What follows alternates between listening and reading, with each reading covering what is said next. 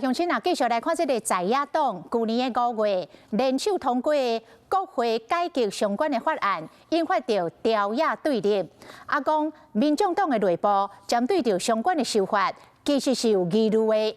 周刊今仔日来报道，讲这个黄珊珊甲当时的党主席郭文泰来嗨餐，讲这个黄国昌伤冲咯，抽袂转来，讲这就是黄珊珊甲黄国昌有心结。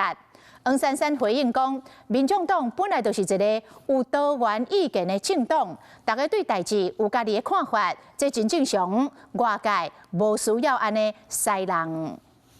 委员想要问一下，怎么看现在这个《镜周刊》他们的报道有说，这个珊珊这边好像有抱怨过你。面对提问，龙阿头伫咧背手记者，毕竟这边周刊主角变做家己。好来，加油了！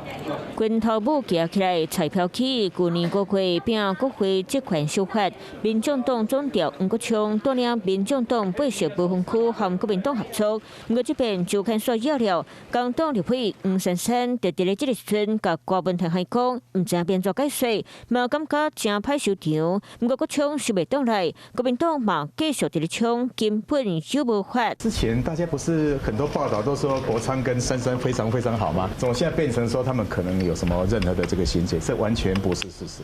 就算党内同志斗相共讲话，不过对话内底，黄珊珊阁讲，保存期代表韩国瑜爱护县长的威严，这场列车干那一直驶落去，危险可能是定调结果。希望所落来法案爱亲像再违法，我会去找民进党讨论，卖硬通过。